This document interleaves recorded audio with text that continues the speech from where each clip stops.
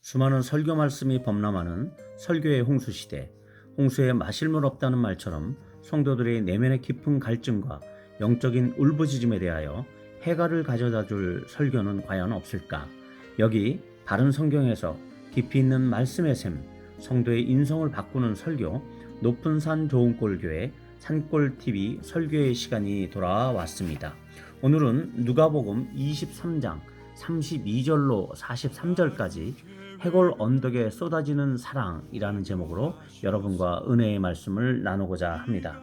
복음서에 의하면 예수님께서 빌라도에 의해서 십자가의 심판이 언도된 시간을 6월절의 진빌, 즉 금요일 새벽 6시 정도가 되는 것으로 파악할 수 있습니다. 그리고 오전 9시경에는 십자가에 못이 박히시고 정오 12시부터 해가 빛을 잃고 온 땅이 어두워지는 일이 오후 3시까지 지속이 됩니다. 그러다가 오후 3시경에 영원히 떠나시게 됩니다. 오늘 본문 앞구절에서는 군인들이 예수님을 해골의 언덕이라고 하는 골고다 언덕으로 끌고 갑니다. 마태복음과 마가복음에서는 원래 히브리어인 갈보리, 그 갈보리의 헬라어 음역인 골고다로서 표기하고 있지만 누가는 헬라어로 번역하여서 헬라 문화권에 속한 이방 사람들에 대한 배려를 하게 됩니다. 즉 해골이라고 번역한 말로 기록하고 있습니다. 그리고 골고다로 십자가를 지고 가는 그 길을 통곡의 길 혹은 슬픔의 길이라 하여서 비아돌로로사로 불리고 있는 그 길을 올라가시는데, 이 군사들은 예수님께서 십자가를 지기에 힘든 체력적인 상태가 됐다는 것을 파악하고 구레네 시골 사람 시몬을 억지로 붙들어서 예수님의 십자가를 지게 하고는 예수님을 뒤따라서 그 비아돌로로사의 길을 뒤따라 올라가게 합니다. 이 사건이 발생이 되는 것이죠. 학사들은 이 모습과 예수님의 십자가 옆에 같이 달렸던 행악자 중 한 명, 즉 사형수 중에 한 명, 그 사람이 당신의 나라에 임하실 때에 나를 기억하소서 하던 그 모습을 통해서 예수님의 제자들은 다 도망갔지만 예수님의 뒤를 십자가를 지고 따라가는 구레네 시몬과 예수님의 최후를 함께하는 새로운 제자의 모습을 통해 대비시키고 있다고 합니다. 과연 참다운 제자는 누구인가의 실상을 우리에게 보여주는 것이죠. 말이 아니라 실체로, 행동으로 예수님과 함께했던 그들이 제자라는 것을 분명하게 가르쳐주고 있으며, 특히 그리스도의 고난과 함께하는 사람들, 그 사람들이 예수님의 참 제자이다라고 하는 것을 말씀하는 듯 합니다.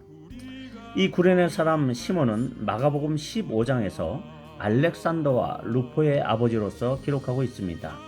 그의 아들들은 이미 그들의 이름이 초대교회에 잘 알려진 인물들이라는 것을 의미합니다.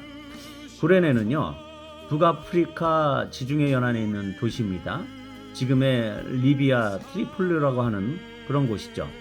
당시 이곳에 디아스포라 유대인들이 많이 살고 있었고, 이들 구레네 사람들의 회당이 예루살렘에 있었기 때문에 6월절을 지키기 위해 그의 가족들과 함께 와 있었을 것입니다. 로마서 16장에서도 사도 바울은 로마 교회에 있는 루포와 그의 어머니, 즉 이제 구레네 시몬의 아내이죠. 그 루포와 그의 어머니에게 문안하라고 기록을 하면서 그는 내 어머니라 하고 하는 말을 할 정도로 교회와 사도와 성도들을 진실되이 섬겼던 가족으로 우리가 파악할 수가 있습니다. 결국 구레네 시몬은 그가 이 십자가를 대신 진 사건 이후에 그의 가족들이 예수님의 제자들이 된 것으로 보여집니다. 예수님께서는 이 우연한 만남 안에서, 그것도 자신의 처절한 고통의 순간에서 한 사람을 위한 예정, 또한 그 예정과 축복을 생각하고 계시던 것입니다. 또 한 가지, 오늘 십자가 사건에 이상한 설정이 등장을 합니다. 그것은 바로 예수님의 양편에 예수님과 함께 못 박힌 두 행악자들과의 장면입니다. 이 두 명의 사형수들은 십자가 상에서 어떻게 보면 신학적으로 의미심장한 질문들과 대답을 하고 있는 모습들로 등장을 하게 됩니다. 그리고 이들은 누가복음 22장 37절에서 이미 예수님께서 말씀하신 이사야 53장 9절, 12절의 예언의 성취를 이루는 인물들로서 등장을 하는 것이죠. 이사야 53장 9절에서 12절 말씀, 그는 강포를 행하지 아니하였고 그의 입에 거짓이 없었으나 그의 무덤이 악인들과 함께 있었으며 그가 죽은 후에 부자와 함께 있었도다. 이사야 53장 9절 말씀이죠. 부자라고 하는 것은 아리마대 요셉을 얘기하죠. 아리마대 요셉에 예수님께서 장사되어졌죠. 아리마대 요셉의 무덤에 장사되어진 것을 의미합니다.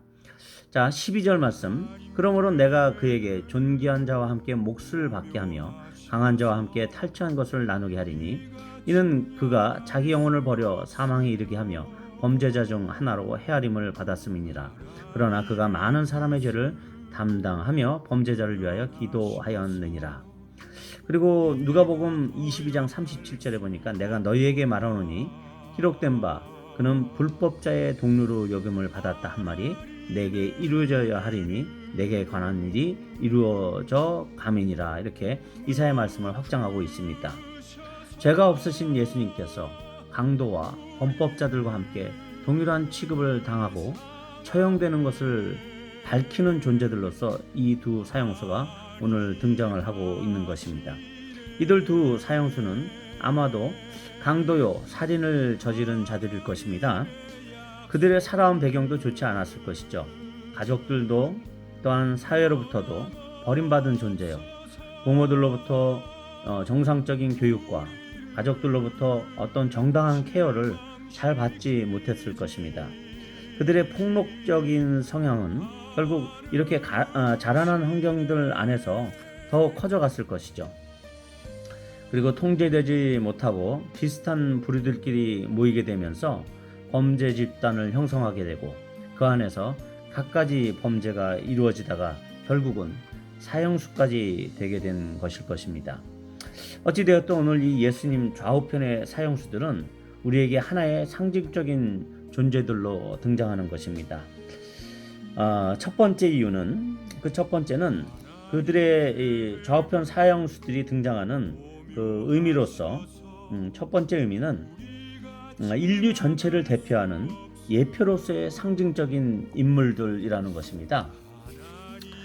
심판을 예표하는 인물이요 예수님께서 행하실 마지막 심판의 극명한 차이를 대조를 통해서 밝히는 사람들입니다.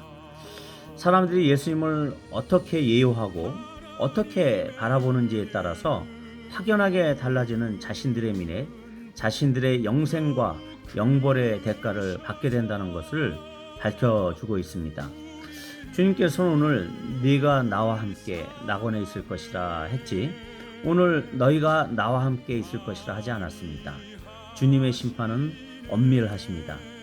확실하게 주님을 따르든지 아니면 주님을 오해하든지 그것은 우리의 선택이지만 그 결과는 우리가 져야 하는 아주 엄중한 우리의 심판이 예비되어 있음을 의미하는 것입니다. 그러니 우리는 더욱 우리 각자에게 맡겨진 경건의 수준을 떨어뜨리지 않도록 주의해야 할 것입니다. 많이 맡은 자에게 많이 찾을 것이기 때문에 그렇습니다. 이것은 우리 모두에게 주시는 주님의 경고인 것이죠. 자, 이 두 사형수의 두 번째 상징적인 의미를 말씀을 드린다면 그 사형수 중 한 명이 낙원으로 인도되는 과정에서의 우리가 알게 되는 교훈입니다. 그리스도께서는 당신을 옳다고 평가하고 있는 이 사형수 중 한 명을 통해서 자신의 최후 임종의 순간, 자신의 육체로 있는 그 마지막 순간까지 한 영혼을 구원하시겠다고 하는 확실한 의지를 보여주고 계시는 것입니다. 그는 그리스도를 기대하는 자만이 하나님의 나라를 들어갈 수 있음을 보여주는 인물입니다. 그 구원을 선물로 받은 사형수는 그리스도를 십자가 상에서 만나기 그 이전에는 평생 동안 죄악의 굴레에서 비참한 인생으로 끝날 자였습니다. 그는 어두움 가운데서 강도짓을 해야 했기 때문에 광명한 밝은 대낮에서는 다니지 못하는 사람이었을 것이죠. 어떻게 보면 또 군병들에게 수배령이 내려져 있던 인물이라고 볼 수 있기 때문에 함부로 낮에 다닐 수 없었던 인물이었을 수도 있습니다. 그래서 그는 주님께서 스스로 그 십자가를 지시지 않았다라고 한다면, 주님께서 십자가에 달리신 그 순간이 없었다라고 한다면 영원히 주님과는 만날 수 있는 기회가 없었을 만한 그런 인물인 것입니다. 그러나 주님의 임종이 코앞에 이르는 이 시점에서 그는 주님을 마주하게 되고 그분에게 미약하나마 자신의 사랑을 표현합니다. 그렇게 이 사형수와 같은 죄인의 인생, 무력한 죄인들이 이제 마지막이로구나 하면서 자신이 지나온 그 전 인생을 돌아보면서 후회와 한탄을 하는 그 자리, 그 시점에서 심판의 자리, 그 자리에서 주님은 자신의 피를 흘려서 죄인을 구원하고 계시는 장면을 연출하는 것을 보게 됩니다. 하나님 아버지와 성자 예수님, 그리고 그 사형수를 이 자리까지 이끄셨던 성령 하나님께서는 예비된 자기의 자녀들을 위해서 나타내시는 그들의 그 처절한 사랑을 이 장면을 통해서 밝히 드러내시는 것을 볼 수 있습니다. 그 악한 죄인은 바로 나입니다. 그 악한 사형수는 바로 우리입니다. 그 사형수를 보시면서 자신은 피를 뚝뚝 흘려서 우리가 가던 영벌과 사망을 향하던 그 길을 영생의 길로 유턴시키고 있는 것입니다. 그리고 친히 그 사형수와 함께 하시고 낙원으로 인도하고 계시는 모습을 볼 수 있는 것이죠. 네가 오늘 나와 함께, 진실로 내게 이르노니 오늘 네가 나와 함께 낙원에 있으리라 라고 해주시는 것입니다. 이처럼 예수님은 철저히 당신은 고통을 당하는 그 순간에도 구원 얻을 하나님의 백성 한 사람을 생각하시면서 그를 위해 예비하셨던 구원을 선물로 대가 없이 주셨습니다.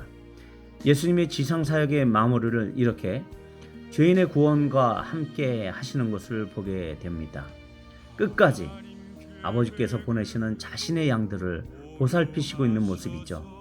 그들을 부르시고 자신의 피값으로 구원하시려는 철저한 사명의 완수자의 모습을 보여주시는 것입니다. 그 사명 완수의 근본 원동력은 바로 그분의 우리를 향한 애절한 사랑이라고 볼 수 있습니다. 성부와 성자와 성령의 이 연합군단의 이 엄청난 사랑이 오늘 여기 이 죄인 한 사람에게 집중되어져서 폭포수처럼 내려붙는 것을 보게 됩니다. 그 죄인 한 사람은 바로 나입니다. 주님은 지금도 죄로 죽어가는 내 옆에서 나를 바라보시면서 나를 위해 최후의 한 방울까지 자신의 피를 뚝뚝 흘려주시는 것입니다. 하나님이 세상을 이처럼 사랑하사 독생자를 주셨으니 성자 하나님께서도 이처럼 아버지의 사랑을 가슴에 품고 오셔서 아낌없이 주시는, 자기 생명의 최후의 순간에까지 아낌없이 주시는 그 사랑이 우리의 가슴을 먹먹하게 합니다. 오늘도 이 예수님의 사랑을 조금이라도 본받아서 더욱 이웃과 교우를 뜨겁게 진실하게 사랑하는 하나님의 귀한 백성들이 될 수 있도록 기도하시자고요. 그간에 우리의 사랑 없음, 배타적이고 또한 부드럽게 타인을 환대하지 못하는 그런 부끄러운 모습들이었지만 우리 다시 한번 환대할 사람에게 환대하고 불쌍히 여김을 받을 사람들을 불쌍히 여기고 부드럽게 대해줄 사람들에게 부드럽게 대하는 저와 여러분이 되시자고요. 누가 내게로부터 환대를 받을 자입니까? 내가 친절함을 베풀어야 하는 사람은 과연 누구입니까? 누가 내게 불쌍히 여김을 받아야 할 대상입니까? 바로 내가 어떤 누구를 환대할 수 없을 정도로 내 심정이 엉망인 상황일 그때 만나는 그 사람, 내가 어느 누구도 불쌍히 여길 수 없을 정도로 화가 나 있거나 내 자신이 당하고 있는 곤란한 문제에 갇혀 있을 그 상태, 그때 만난 그 내 옆에 있는 그 사람, 혹은 여태까지 그 어떤 누구에게도 진실한 긍휼과 도움을 받아보지 못했던 그 한 사람, 남들은 괜찮을 거야 라고 생각했던 멀쩡해 보이는 그 사람, 그렇기 때문에 한 번도 자신이 불쌍히 여김을 받아보지 못했던 그 사람, 내가 그를 도와주고 그 어떤 도움을 줄지라도 그것을 다시 내게로 되돌려 줄 수 없고 갚을 수 없는 그 사람일 것입니다. 우리 그런 상황에서도 그들을 배려하고 환대하는 사람이 되도록 합시다. 우리 주변에 있을 그 한 사람을 찾아서 수고롭지만 내 발길과 손길을 그를 향하여 옮기는 실천하는 크리스찬이 되어보도록 해보시자고요. 그런 귀한 하나님의 기쁨이 되는 하나님의 귀한 자녀들이 되시기를 주님의 이름으로 축원을 드립니다. 이상입니다.